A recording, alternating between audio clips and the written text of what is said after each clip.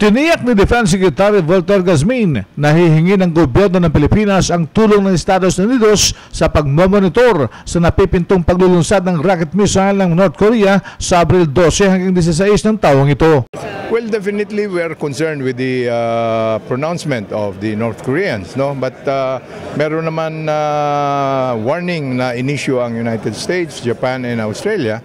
Ngayon, ang kuha natin sa kanila ay sana makinig sila doon sa mga warning na binibigay upang sa ganun hindi magkaroon ng tension sa region natin. Inamin din ni Gazmin na wala tayong kapabilidad para i-monitor ang rocket launch ng North Korea, subalit umaasa siya na hindi tayo pababayaan ng ating mga kalyadong bansa tulad ng Amerika.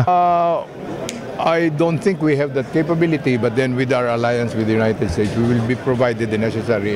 Alamin nga natin yung detalye so that we will know how to inform and to warn our people who will be in the path. Of course, we need the help of the United States to monitor the path, no? Because we do not have that capability.